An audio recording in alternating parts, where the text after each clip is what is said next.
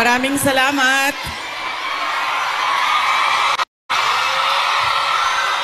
Magandang umaga sa inyong lahat.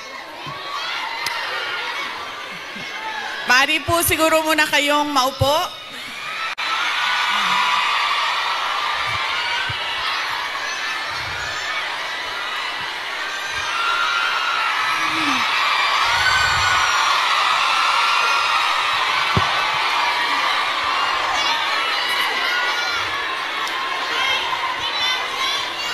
Maraming salamat. Mahal ko kayo.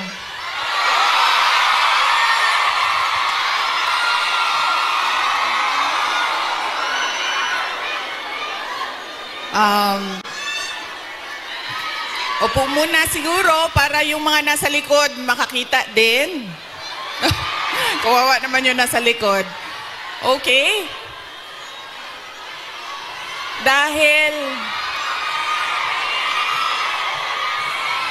Dahil kayo ay sumisigaw ng Duterte, suspended na kayo lahat bukas.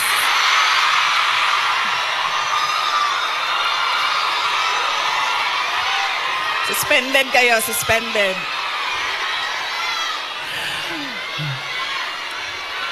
Joke lang.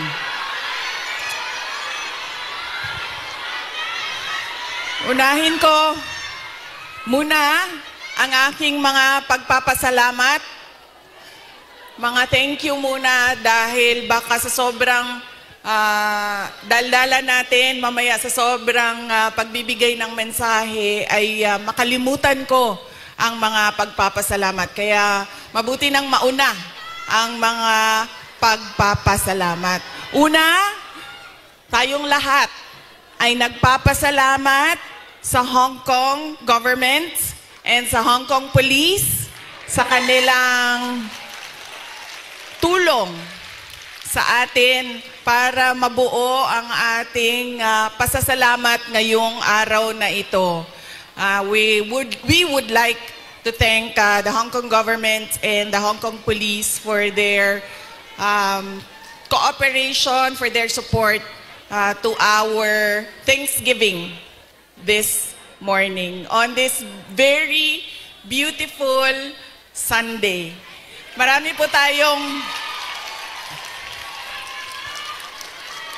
tayong mga kababayan na nandoon sa labas at lahat ng mga first-timer na nakakita sa akin.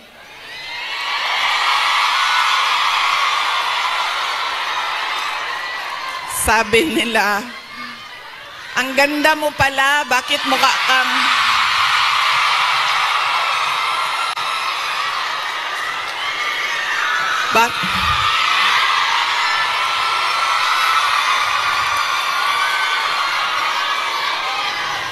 Ay, Macau! Hello! Maraming salamat!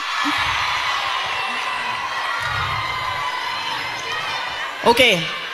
Sabi niya, ang ganda mo pala, bakit mukha kang...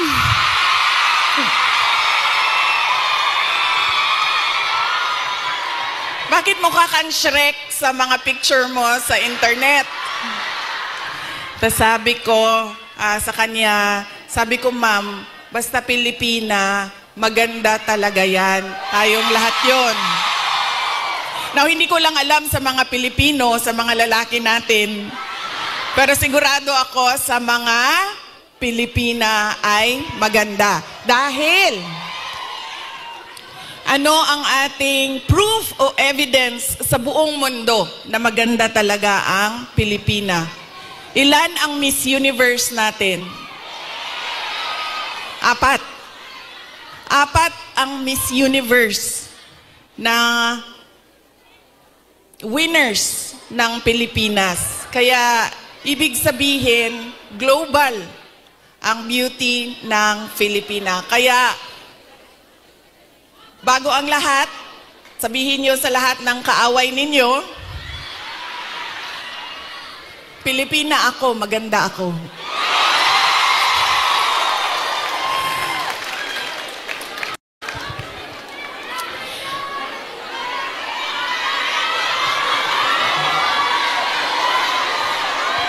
Sabi natin, 'di ba? para sa Diyos, para sa bayan, para sa bawat pamilyang Pilipino. Nauna, ang pasalamat ko sa Hong Kong government, pero ang unang pasalamatan natin ay ang Diyos. Para sa araw na ito, para sa magandang araw na ito, at para sa oportunidad, pagkakataon na ibinigay niya sa atin na magsama-sama ngayong March 9 dito sa Hong Kong. Dinala niya tayo lahat dito para sa bayan. Yan po ang pagpapasalamat natin sa ating Diyos. Dahil binigyan niya tayo ng isang araw ulit na magising, mag-ayos, pumunta dito at pag-usapan ang Thanksgiving, pagpapasalamat at pag-usapan ang ating bayan. Ang sunod na pagpapasalamat ko ay hindi ko isa-isahin yung mga pangalan dahil baka may hindi ako mabanggit at magtampo. So, isa-isahin ko lang ang mga grupo na kailangan natin pagpasalamatan. Unahin ko muna ang Kingdom of Jesus Christ.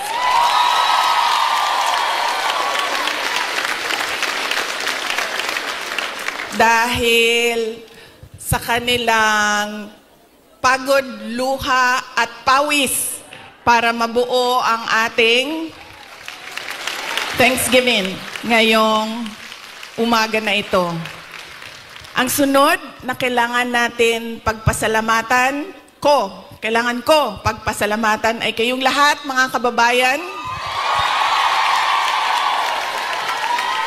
namin, mga kababayan namin dito sa, ang iba galing pang Pilipinas. Marami tayong mga bisita na galing Pilipinas, galing Hong Kong, galing Macau, meron pang galing sa China, at merong galing Japan.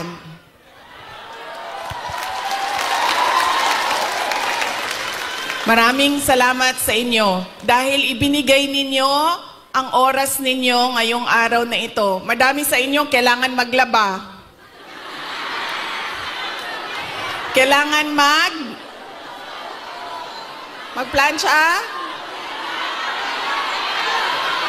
Yes, mag-day off, pero kailangan niyo labhan yung damit ninyo. Kailangan ninyo magpa-parlor kasi, 'di ba? Araw ito ng pagpahinga. Kailangan maglinis ng inyong bahay. Kailangan magpa-pedicure. Diba? Kailangan magpa-dentista dahil araw ito ng pagpahinga. So, kailangan ayusin lahat ang sarili. Ang para sa sarili. Pero, binigay ninyo ang oras ninyo at araw ninyo ngayong umaga na ito para sa atin.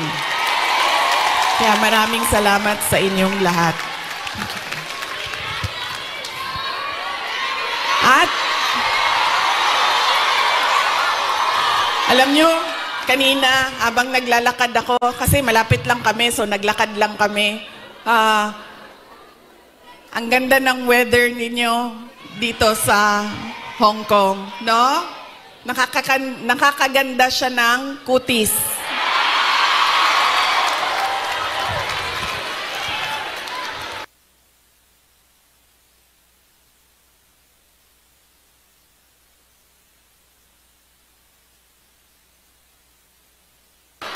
Anong sabi namin na nakatira sa Pilipinas at yung mga nakatira sa mga kababayan natin sa Middle East? Sana all malamig ang tinitirhan. Sana all maganda ang kutis.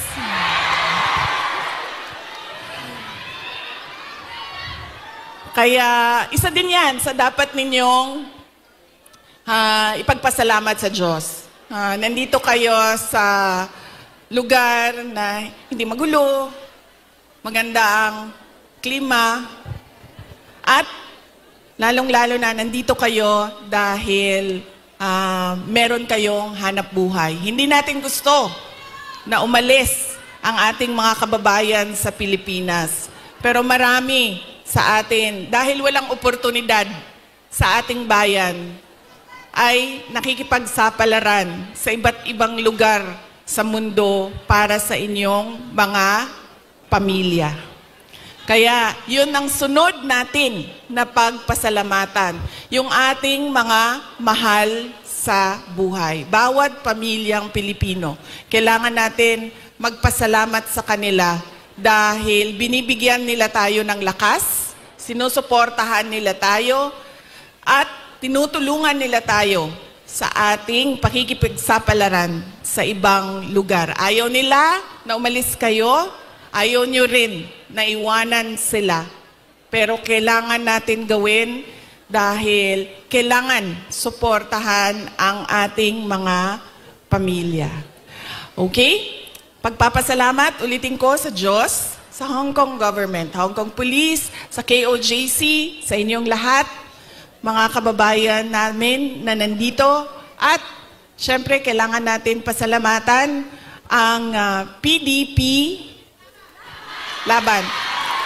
Parang tinanggal na ata nila ang laban, no? PDP na lang, no? Opo.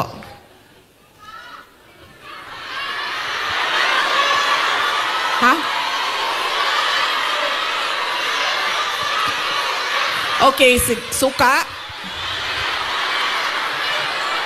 May dala sila para sa inyong lahat. Inutusan silang bumili ng suka. Nagdain taon silang sinamak. Sa gusto. Nagdala po sila og pinakurat. Kinsay gusto. Okay.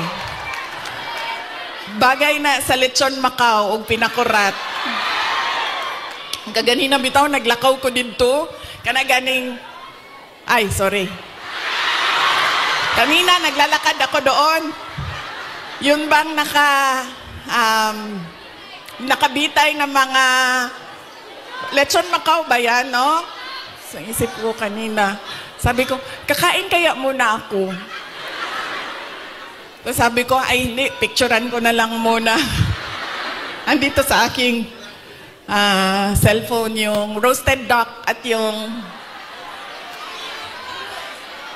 roasted goose. Roasted goose. At, tikman ko nga yun. Balikan ko. Roasted goose at yung parang lechon Macau. Bagay sa suka.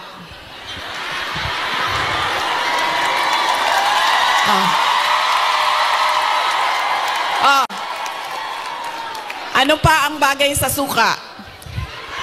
May oras pa ba ako? Bigla na lang ako paalisin dito. Ano pa ang bagay sa suka? Ang ating chorizo longganisa. Diba? Bulad. Chicharon. Mangga. Mangga at suka. Kinilaw.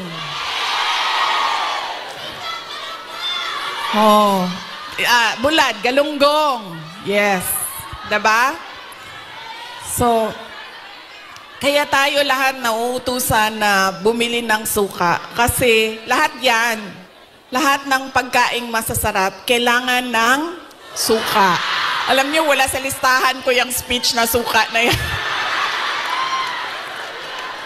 Actually, wala ko listahan ng speech ko dahil matagal ako kagabi nag-decide kung pupunta ako dito sa Thanksgiving.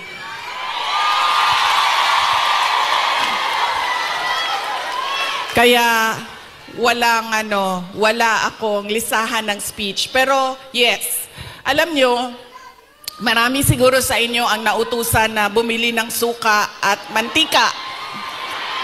Mantika, suka, ganyan. Noong kayo ay bata pa. Opo. Pero sa amin kasi, sa bahay namin, nag-grocery kasi ang nanay ko. So lahat yang mga gamit sa kusina, binibili na ng nanay ko.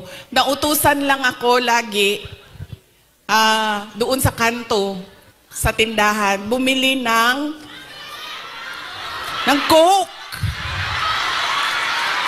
Ng Coke.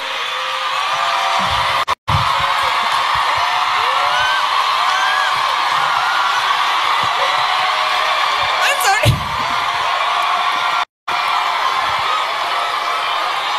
Totoo yan. Hindi joke yan, ha? Totoo yan.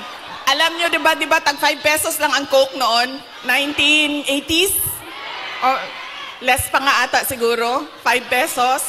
O, mga 4 pesos ang Coke noon. Tapos, ang pera natin, yung papel na green na 5 pesos. Oo, yan yon. Pero totoo yan, ha? Hindi, Coca-Cola, ha? Kasi kayo naman, pag sinabing Coke, tapos wala pang ano noon, wala pang 1.5, 2 liters. Litro lang yan. Litro lang yan nung kapanahunan natin. So yun. So, saan na tayo? Sa pagpapasalamat. Papasalamat tayo sa PDP.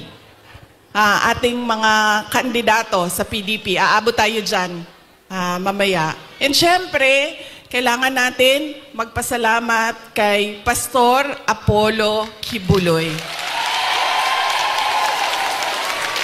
for his generosity. Alam nyo, bumisita ako sa kanya nung siya ay nasa hospital, sa Pasig Hospital. Sabi niya sa akin, kung hindi ako nakulong, kung hindi ako inoppress, pinahirapan, hindi ko maisip na tumakbo para tumulong sa mga nakakulong, sa mga pinapahirapan at sa na-oppress.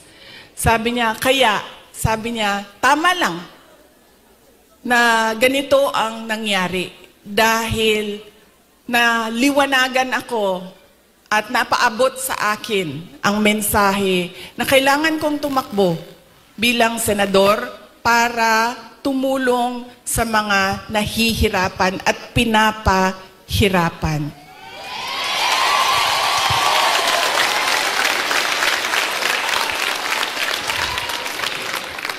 Sabi din niya sa akin, sabi niya, ikaw, kahit anuman ang sabihin man nila na kasalanan mo ang lahat ng ito, Inday Sara, sabihin man nila, kasalanan mo ito dahil hindi ka tumakbong Pangulo. Pero sabi niya, ayun na.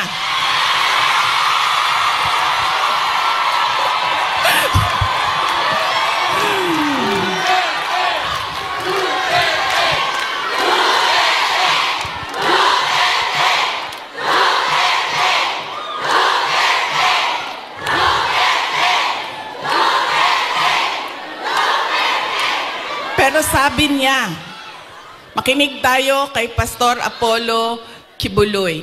Dahil siya ang araw-araw nagbabasa ng Bible. Siya ang nakakaalam by heart kung ano ang salita ng Diyos. Anong words of God. Sabi niya sa akin, sabi niya, ganitong nangyari sa buhay ko. Sabi niya, Inday Sara, ganyan din nangyari sa buhay mo dahil hindi pwede na ikaw ang mauna at sila ang sumunod. Dahil wala ng katapusan. Dapat sila ang mauna at ikaw ang sumunod.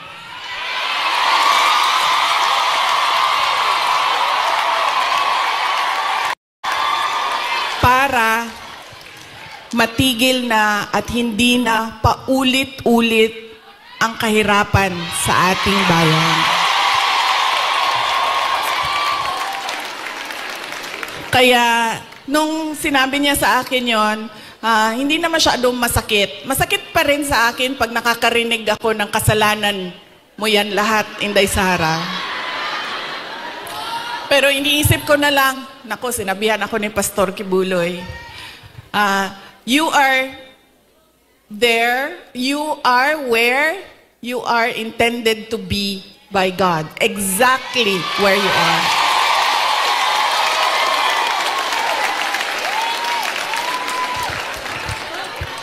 So yaan po, hindi pa, alam mo, hindi pa ako nangalahati sa pagpapasalamat ko ha, kaya bilis-bilisan natin. Hanggang anong oras ba ako pwede, sir? Go lang daw. Go. Ay, hindi kami pwede mag-abot ni PRD kay kasabon na pud ko oton.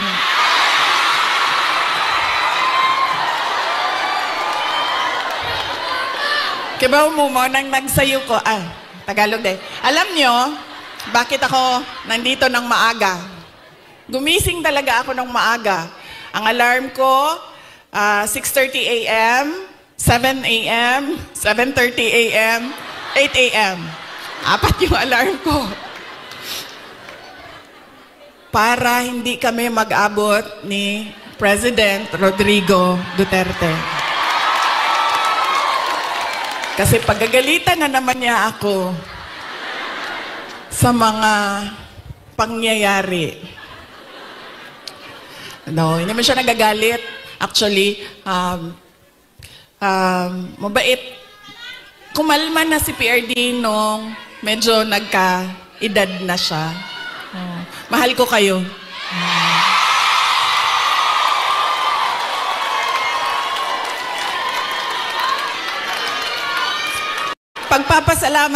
Magpapasalamat din ako. Thank you po ako. Kagabi po, merong mga kababayan natin na nasa hotel. Hotel. Kayo ba yun, ma'am? Opo. Maraming salamat sa pag-welcome ninyo sa amin doon sa hotel. Mahal ko kayo. Maraming salamat. Pero bakit, ma'am, wala kayong dala na roasted goose? I'm sorry, may dala kaming suka. Kayo, walang dalang roasted goose.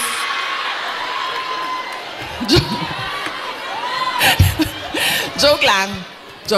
Pero salamat Salamat sa pag-welcome ninyo sa amin doon. Sigurado ako na kahapon may kailangan din kayong gawin. Busy din yung oras ninyo. Pero pumunta kayo doon at winelcome nyo kami sa hotel. Maraming salamat sa inyo.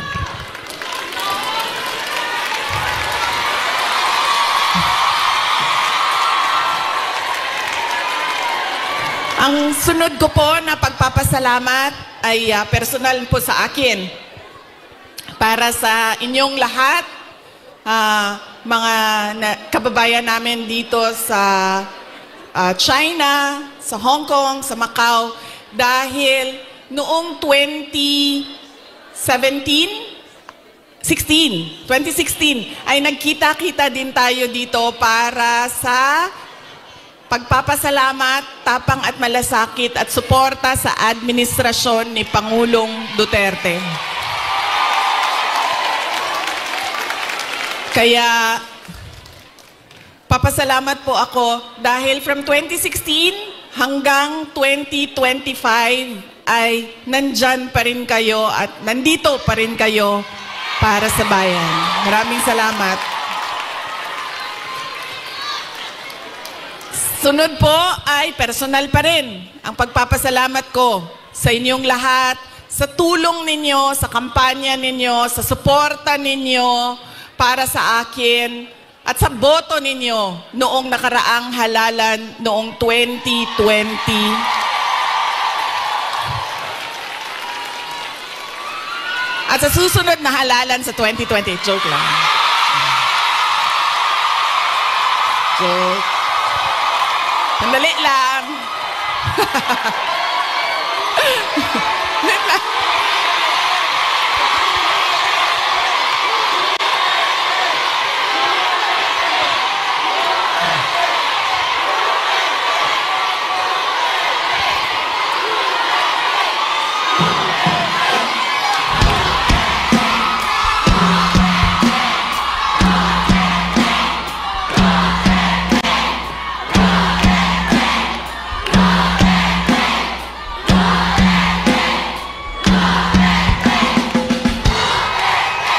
Okay. Papunta na po ang suspension order. Sige. Sige. Maraming salamat sa suporta ninyo noong 2022. Thank you very much sa inyong lahat, mga kababayan. Alam nyo, una ko pong naramdaman na mukhang mananalo ako sa eleksyon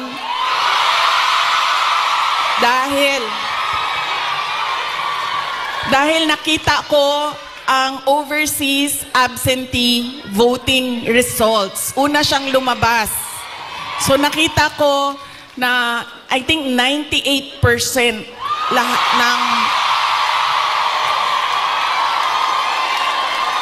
ng OFW votes ay para sa akin. Kaya doon ko naramdaman na parang baka siguro manalo ako. Kaya maraming salamat sa inyo.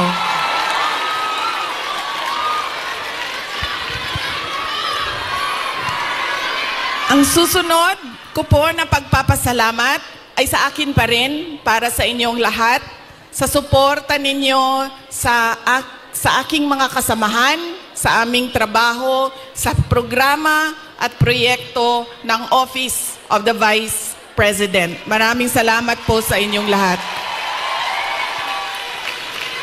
Dahil kayo lang po ang sumusuporta sa OVP, ang buong gobyerno po ay iniwanan na po ang OVP.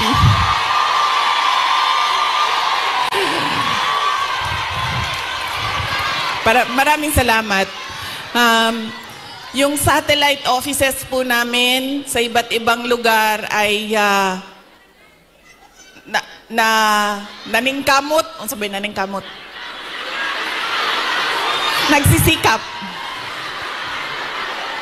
Yung satellite offices po namin ay nagsisikap na mahanap yung mga geographically isolated and disadvantaged areas at hindi lang nakatuon sa National Capital Region. Kaya salamat po sa suporta ninyo sa Office of the Vice President. Ang susunod po na pagpapasalamat ko ay ang mahal ko kayo.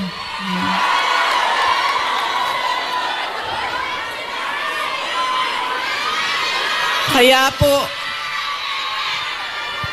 po hindi ako hindi ko maiwanan ang aking katayuan, tama ba? Pwesto, posisyon, dahil sa inyong lahat.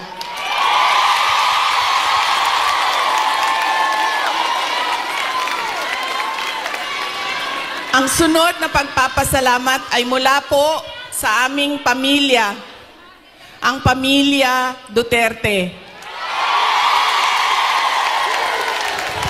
Napakalaki po ng utang na loob namin sa inyong lahat.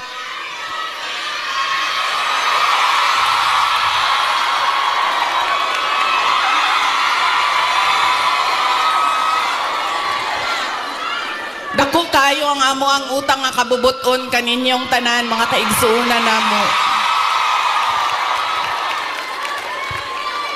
Sa pagkakataon na ibinibigay ninyo sa amin na makaserbisyo o makapagtrabaho sa ating pamahalaan. Sa oportunidad na ginahatag ninyo kanamo nga makasilbi sa ato ang nasod. Maraming salamat po sa inyong lahat.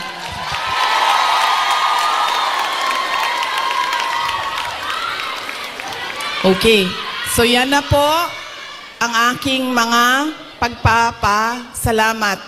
Meron pa ba akong hindi na Maraming salamat, ma'am. Ang sunod ay lilipat na po ako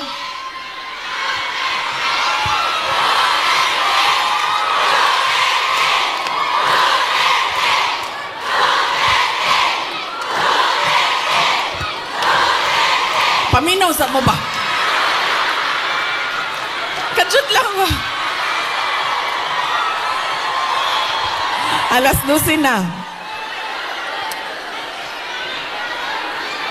Alas 12 na, kasi magpakaon sa ato din eh.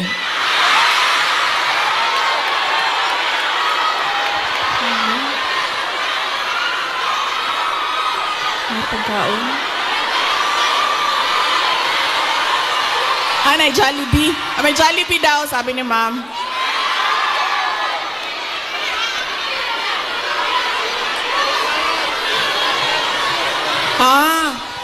Okay. So, hindi daw tayo kakain lahat para sa bayan. Okay. Sige, okay lang. Kailangan ko din naman magpa-reduce, so okay lang.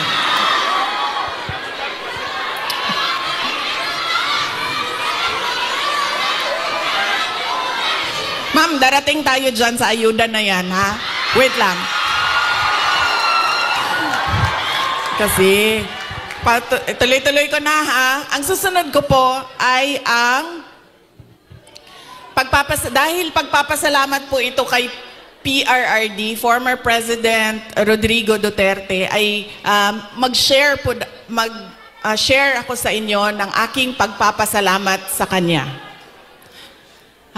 Medyo mahaba itong kwento na ito, so mamaya nyo na singilin yung mga suspension order ninyo. Alam nyo, isa lang. Sa lahat-lahat siguro ng pagmamahal or generosity ni former President Rodrigo Duterte, isa lang ang stand out. Nag-iisa lang ang lagi kong pinagpapasalamat sa Diyos na ginawa ni Tatay Digong, ni former President Duterte sa akin.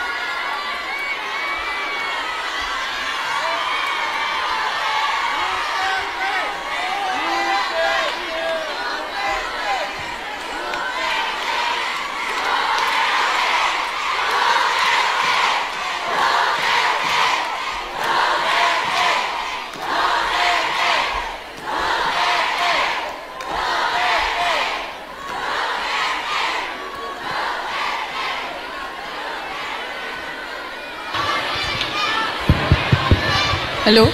Okay na? Sir, pakihanap nga yung inutusan ni Marcos na patayin yung akin.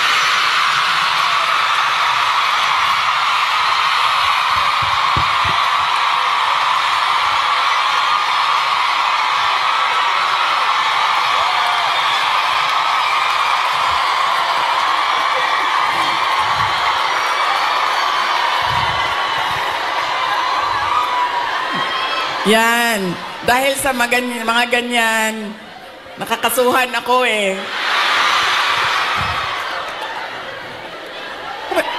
Malay natin, di ba? Baka may inutusan dyan.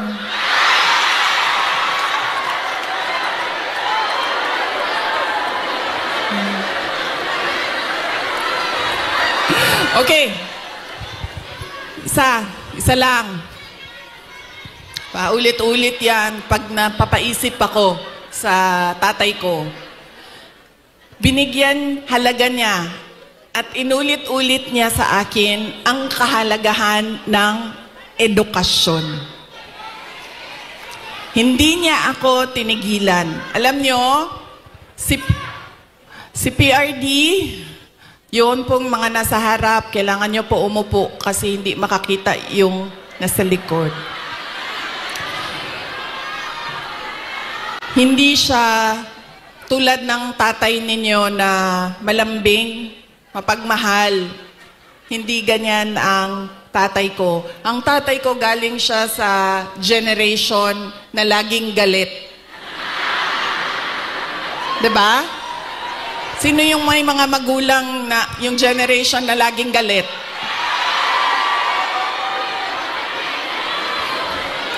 Yan.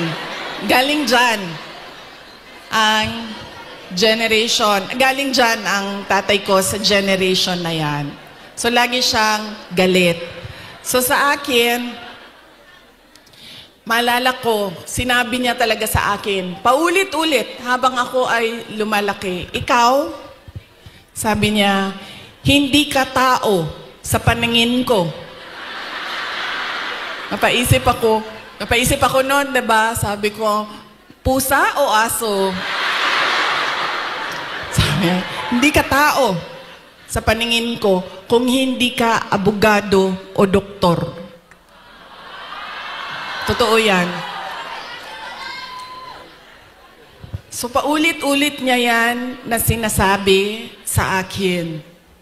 So, syempre, pag ikaw bata ka, diba? Papasok yan paulit-ulit dyan sa iyo. So, ako din, habang ako ay nag-aaral, nung ako ay lumalaki, nag-aaral ka, elementary, high school, napasok na sa isip ko. At 4 years old hindi ko alam, baka sa tiyan pa lang sinasabihan na ako ng tatay ko, ikaw, hindi ka tao. O hindi ka... Kasi 4 years old pa lang, sa yearbook ko ng kindergarten, nakalagay doon, I want to be a pediatrician. Imagine nyo, hindi doktor Alam ko kung ano ang specialty ko. Sabi ko, I want to be a pediatrician. Andyan pa yan hanggang ngayon, ang yearbook na yan. Kaya, nung ako ay paulit-ulit yun, alam ko na magiging doktor ako. Alam ko na magiging doktor ako. Nung panahon na kailangan mag-apply ng entrance exam sa college, di ba? Kailangan natin mag-apply sa mga colleges and universities. Hindi nila alam, ng mga magulang ko, nag-apply ako sa University of the Philippines.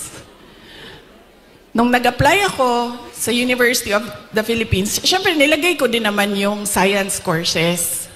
Pero nilagyan ko din siya ng political science. Nung nakita ko ang result at nalaman ng mga magulang ko yung result, nakalagay doon, na-waitlist ako sa political science. So sobrang excited ko. Hindi nila alam na gusto ko mag-college sa Manila. Kaya sikreto ako na nag-apply. Sobrang excited ko. Sabi ko sa mga magulang ko, pumasa ako ng UP. Pero political science kasi yung kurso. So sabi ko, gusto ko sana pumasok ng UP Diliman yun UP Diliman. Tapos political science yung kurso. Sabi ng nag-wild. Naggalit si PRD. Sabi niya, di ba, sabi mo, simula nung bata ka pa, gusto mo maging doktor? Pre-med ba ang political science? Tapos sabi niya, hindi ka pwede pumasok ng University of the Philippines. Kahit saan man yan. Sabi niya, dahil kilala ko ang ugali mo. Anak kita. Alam ko kung anong ugali mo. Sabi niya, marirecruit ka lang ng makabayan. Aakyat ka. Totoo ito, sinabi niya. Aakyat ka ng bundok. Magiging NPA ka. Ikaw ang magiging head ng New People's Army. At ikaw ang makakalaban ko pagdating ng panahon. Kaya hindi ka pwede pumasok ng University of the Philippines. So sabi niya, pumili ka. Kahit anong paaralan dito sa Davao, pumili ka dyan. So sabi ko sa mama ko, Ma. So sabi ng mama ko, sige na lang, kasi sinabi mo man doktor. So mag-pre-med ka na lang. Okay. nag-pre-med ako. Nag-pre-med ako. Tapos, syempre, papunta akong doktor, so binilisan ko yon, natapos kaagad ako. And then, ito na. Mag-medicine na. Sobrang excited si President Duterte na magpapasok na ako ng medicine proper. Siya ang pumili ng paaralan. Siya ang pumili kung saan ako titira. Tapos, pumunta na lang siya sa akin at sinabi niya na, ayan na, may school ka na-enroll ka na, may bahay ka na, pumunta ka na lang doon ng ganitong date. So pumunta ako doon. Pagdating ko doon, kompleto na. May kama na ako, may washing machine, may refrigerator, may kotse pa. Ganyan siya ka-excited. Sige ma'am, ipa-adapt kita sa tatay ko. Huwag ka mag-alala. Ganyan siya ka-excited noong ako ay medicine na. Tapos, syempre, hindi naging successful yung aking pagpasok sa School of Medicine. 1 taon pa lang, 1 year, actually 1 sem pa lang. First sem pa lang, alam ko na parang fish out of water. Alam nyo yung, bakit madali para sa kanila, nahihirapan ako. Sobra. Tapos dumating ang second sem na halos hindi na ako pumapasok. So kinabahan na ako.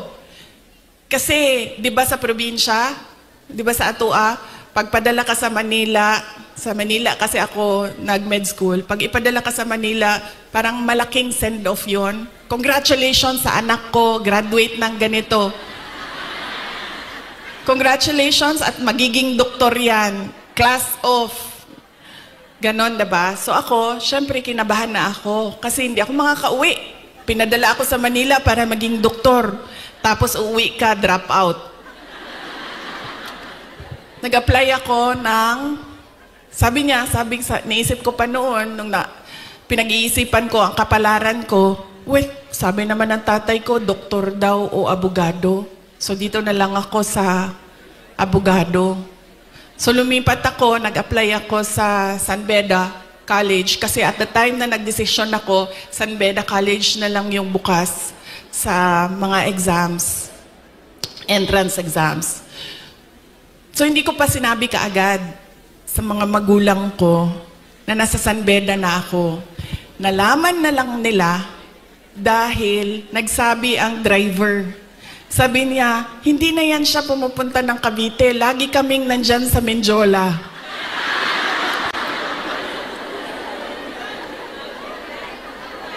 Nung nalaman niya na nasa law school ako, sobrang, I think mas masaya siya. Nung nalaman niya, mas masaya siya, mas excited siya. Noong ikumpara ko, nung papasok ako ng med school, nung nalaman niya na nag-apply na ako ng law school. Tapos, syempre sinabi ko sa inyo, di ba, hard love. Hard love yung generation ng parents natin, mga magulang natin. So, nung mga panahon na nag-aaral ako sa law school, may mga panahon na papagalitan din ako na sinasabi niya sa akin, alam mo, kung hindi mo ayusin yung law school mo, magiging kabit ka lang ng politiko.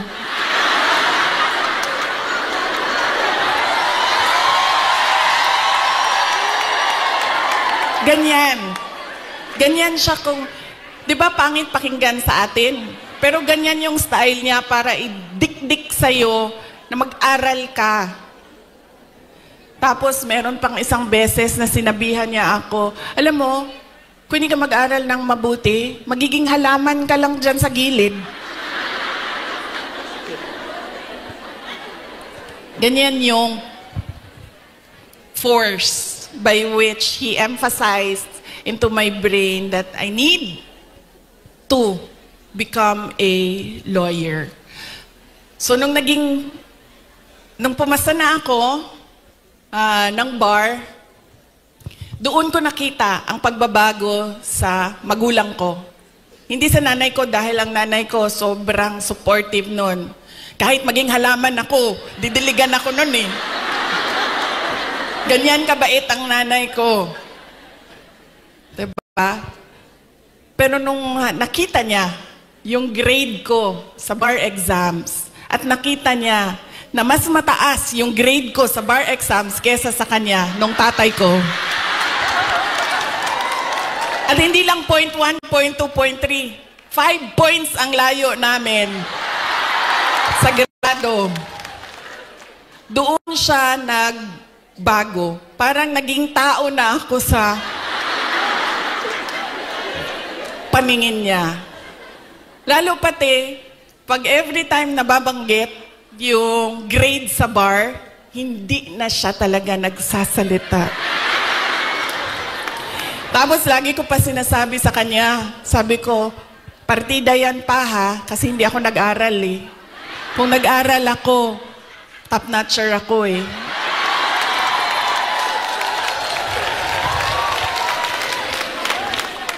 So ngayon, doon, nakita ko na iba na siya kung hindi na parang anak ka lang, hindi na parang pantay na kami. Tao na ako, buong tao na ako sa paningin niya. Ganyan yung emphasis niya sa education. Kaya ganyan din, hanggang ngayon, ganyan din. Alam niyo ba, sa mga apo, kabahan ka pag nagtanong na si PRD kasi didiretso yan. Oh, anong grade na ito? Anong eskwelahan? Oh, ito anong grade na? Anong eskwelahan ito? O ito anong grade na? Anong eskwelahan? Ganyan. Si PRD kamusta ng apo. Hindi siya, uy, masaya ka ba? May boyfriend ka na ba? May girlfriend ka na? Saan mo gusto kumain? No. Pag makita niya, anong grade na? Anong eskwelahan? Anong grade na? Anong eskwelahan? Okay. Nag-aaral? Okay. Ganon pa rin. Ka-hardliner siya sa education. So yan yung talaga, pinagpapasalamat ko sa kanya. Dahil kung hindi ako naging abogado, lalo pati yung mga pinagdaanan ko ngayon, hindi ko siya, kasi ngayon naiintindihan ko kung ano yung pinagdadaanan ko. Siguro kung hindi niya pinilit, hindi ako ganito ka-confident sa aking ginagawa.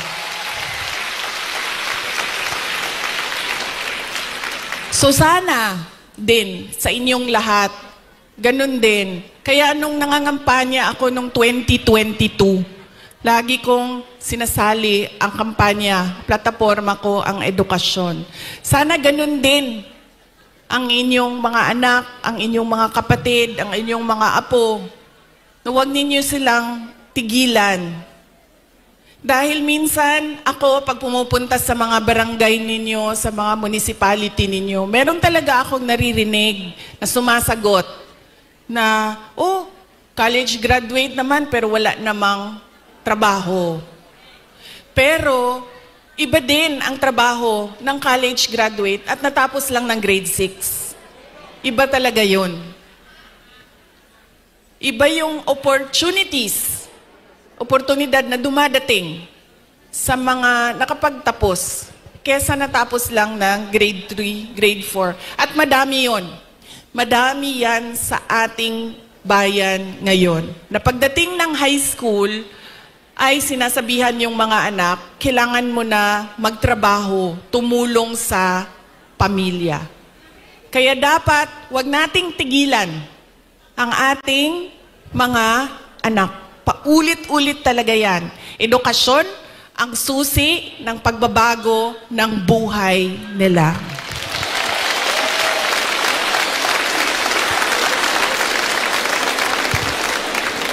Pagpapasalamat, para kay PRRD para sa edukasyon. Ang susunod po ay ang pagpili natin ng kandidato sa 2025, ngayong darating na buwan. Kay bao mo na tagam, nakakaon ba akong tagam atong 2022, no?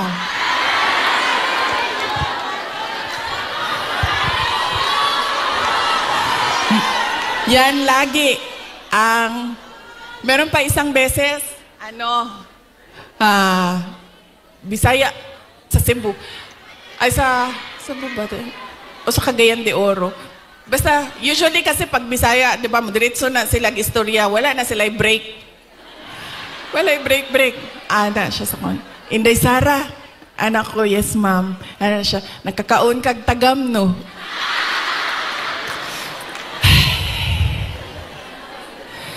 Ana na lang ko sa iya, ha. Sagdi na lang, ma'am. Basta ikaw, makakaon ka o sakto, okay na ko.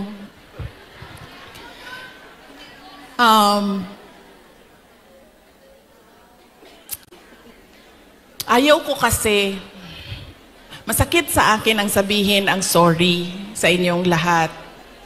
I-explain ko na lang. Kasi alam nyo, kahit saan ako pumunta, sabihin ko sa inyo, sa Samar, ito talaga mga maalala ko eh. Samar, Pangasinan, Batangas. Dito sa Mindanao, sure na moingon na siya, moingon na gina sila o imuhaning sala tanan. Wa na nay lali sa Mindanao. Bago lang, saan yun? Bago lang. Parang kahapon ba yun? Ay, kahapon. Kasi dinala ko yung guest ko sa Disneyland. So na ay mga taga Cebu. Ana ang mga taga Cebu. Kibaw ba ka Inday Sara no? Nabudol ba may tungod nimo?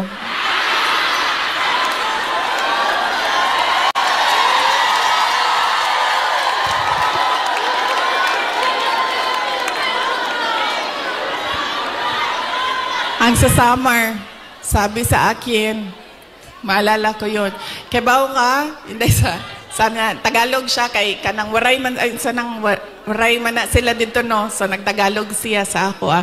Sabi niya, alam mo, na-scam kami dahil sa iyo. Lalaki pa, ito siya niya, senior ba? So, na lang yun ko, Niko, na lang ko, pasensya na, sir. Pasensya na.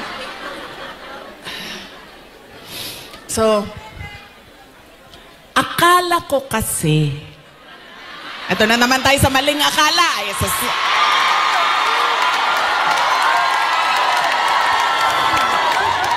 Hindi totoo ito. Akala ko kasi, gusto niya ng mas magandang bayan, mas maayos na Pilipinas kung ano yung pinagdaanan natin noon. Kasi, ang plataforma namin nung tumakbo kami, unity at continuity.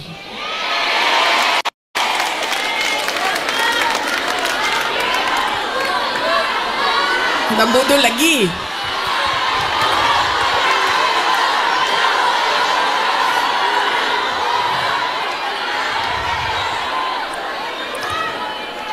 Kasi ako, sumusunod ako sa tatay ko.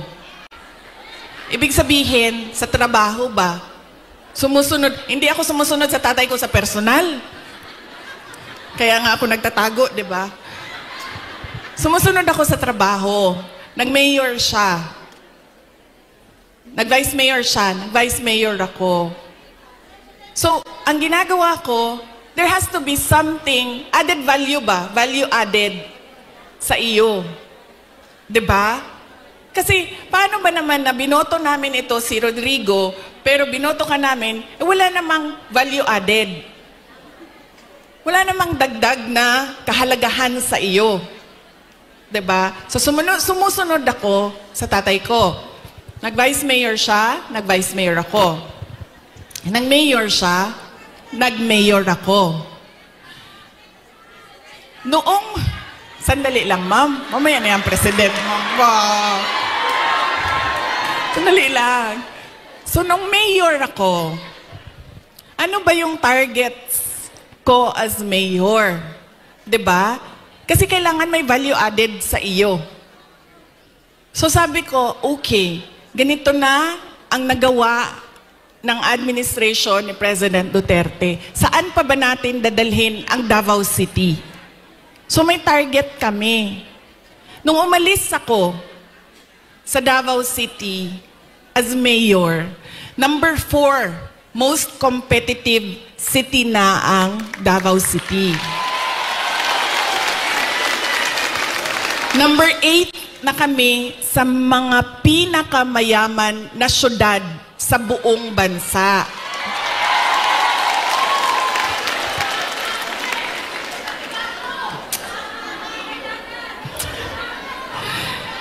Insurgency-free na ang Davao City. Alam nyo, buong term ni PRD, hindi niya natapos talaga yung problema ng Pakibato. So, nung taga-Pakibato mo, ma'am?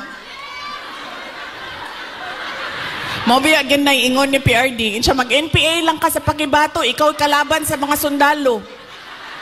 Ayaw, ganda din na sa UP. Okay.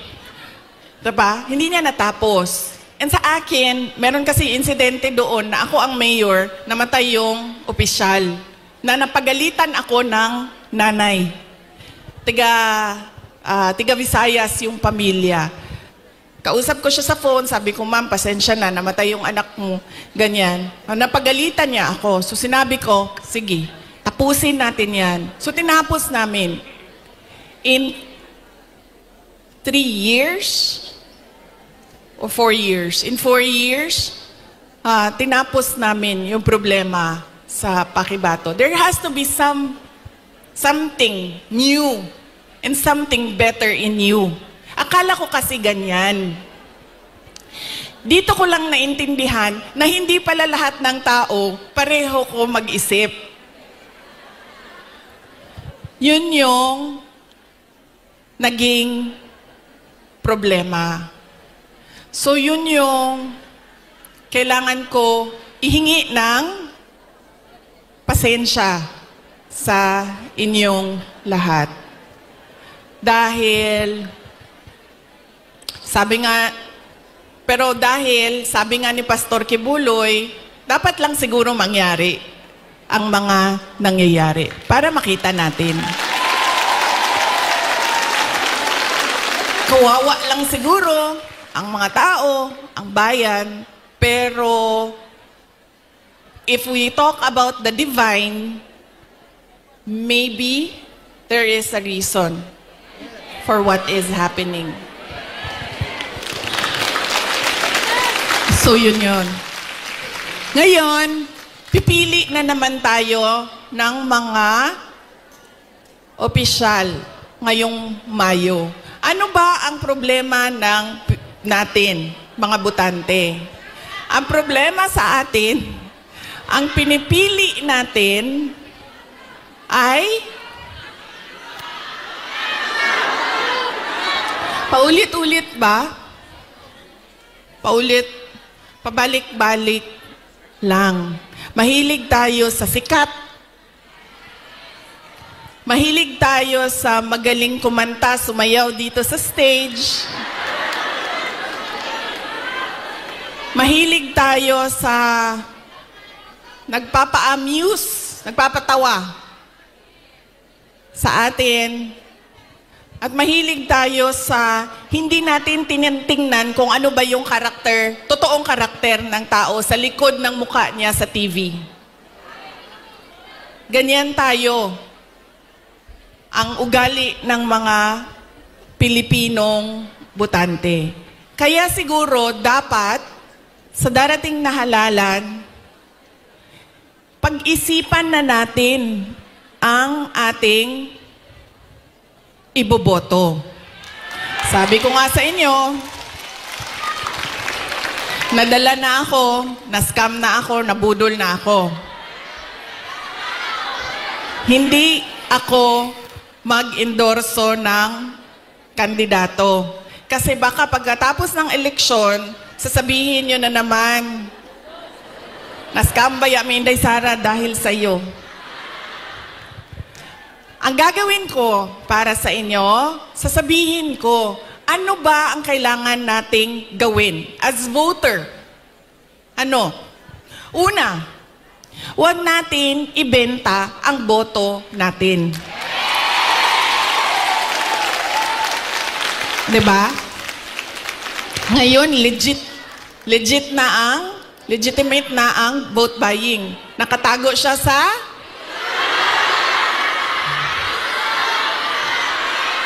yan na, ma'am. Nandito na tayo sa topic na gusto mo, ma'am. Ayuda. Ganun na ang mga politiko ngayon. Bibigyan ko kayo ng example, ha, ng experience ko sa mga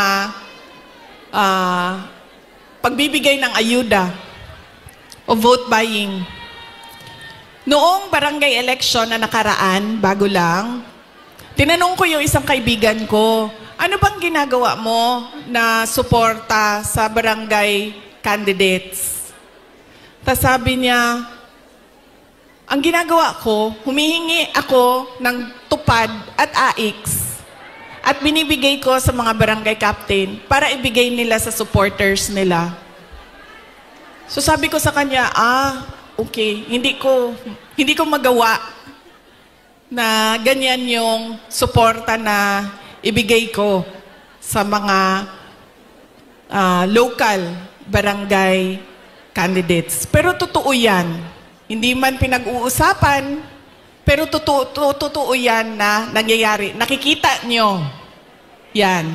Nakikita nyo yan doon sa mga probinsya ninyo. Kaya ang una, huwag natin ibenta ang boto. Pangalawa, pag tumingin tayo ng kandidato, tingnan natin kung ano yung promises na ginawa niya o sinabi niya noon. Tapos, tingnan natin, binigay ba niya yung kanyang promise? Saad? Unsa sa Tagalog ng promise? Pangako sa'yo? Binigay ba niya ang pangako niya sa'yo? O iniwanan ka lang niya sa ere? At sumama sa iba?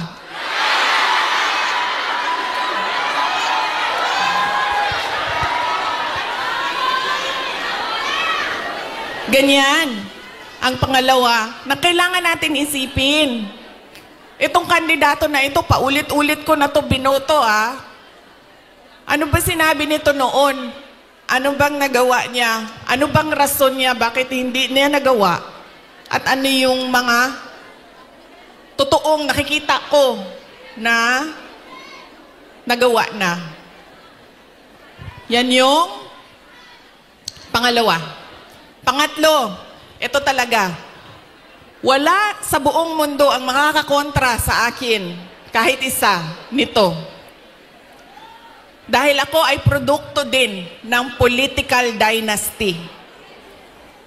Galing ako sa pamilya ng mga politiko. Ang lolo ko, governor ng undivided Davao. Cabinet member ni Marcos Sr. Ang tatay ko, vice mayor, mayor, president. Mga kapatid ko, mga politiko din. Hindi dahil Duterte ang apelido, ay iboboto na ninyo. Kailangan pag-isipan din natin.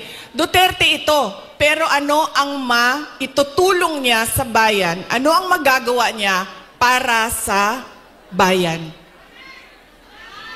Kaya hindi pwede na pabalik-balik lang na apelido ang binoboto natin. Kailangan yung anak, yung apo, yung asawa, kapag tumayo sa harap ninyo, ay meron siyang sinasabi. Hindi yung tatayo siya At dahil Duterte siya, kakanta na lang siya para sa inyong lahat. Pangako sa'yo. Diba? Hindi pwede.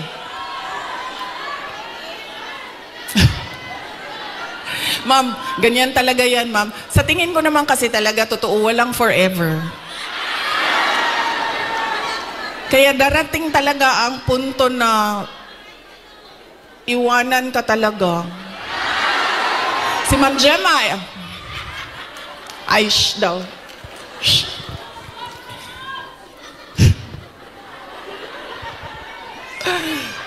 Diba? Hindi pwede yan.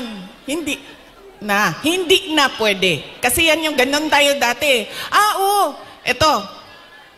Tinanong ko isang beses dito sa Manila, sa NCR. Tanong ko, Ma'am, sinong kandidato niyo sa mayor? Sabi niya, si ano, ganito ang apelido. Sabi ko, di ba sila din yung mayor dati? Sabi niya, oo, yung uncle niya. Sabi ko, so bakit yan pa rin ang pipiliin ninyo? Sabi niya, nasubukan na kasi. So, syempre ako, hindi na lang ako nagsalita. Pero nakita ninyo ang ating behavior sa pagpili ng kandidato. Dahil anak, apo, asawa, nasubukan na kasi, parehong apelido, go, bibigay ko na yung napaka-special na right ko na bumoto. So, mahalaga, hindi dahil anak, hindi dahil Duterte ang apelido, ay iboboto nyo na. Pag-isipan ninyo, ano ba ang dala niya sa lamesa? Ano ba ang dala niya para sa bayan? 3, huwag ibenta ang boto. Ano ang mga pangako na napako? At pangatlo ay, hindi dahil galing yan sa sikat na pamilya, ay iboboto na ninyo kaagad. So tingnan natin ang mga karakter, accomplishment, abilidad, kapasidad ng mga kandidato nating senador. Kapag inutusan yan bumili ng suka, automatic na yan, may abilidad na yan. Diba? Saan nanggaling ang abilidad niya? Siyempre, kung saan yung bilihan ng suka, doon yan sa shortcut na daan. Hindi yan sa sa malayo dadaan para mabilis dumating ang suka. Pangalawa, inutusan bumili ng suka. Napadaan sa barkada. So, ang sinabi ay, ayun na ng manggamamba, kadyot lang, ma'am. So, ang sinabi niya ay, pare, pahatid naman ito ng suka namin sa bahay kasi kailangan yan doon. Dito nang muna ako. Diba? Abilidad. So, mahalaga yan. At kailangan natin pag-isipan itong eleksyon na ito. Kailangan natin baguhin ang ating pagpili ng kandidato. So, yan ang aking mensahe para sa inyong lahat ngayong araw na ito. Mensahe ng pagpapasalamat, mensahe ng edukasyon, at mensahe ng pagbabago kung paano tayo pumili ng ating mga senador. Hindi lang senador, governor, mayor, lahat ng ating mga public officials. So yan po ang aking, ilang oras yun, ma'am? 1 hour na mensahe sa inyo. Sana ay,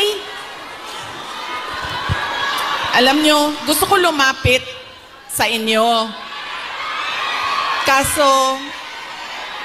Kasi gusto ko personal yung pagpapasalamat. Kaso pwede ba na wag tayo magkagulo? Kasi kanina sa labas, nasisigawan na ako ng pulis.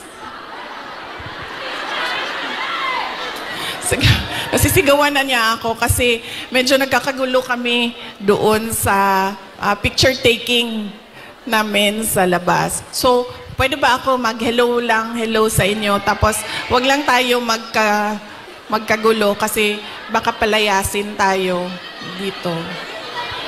Ulitin ko, maraming salamat, magandang tanghali at maayong udto sa inyong tanan. Maraming salamat, Vice President Sara Duterte.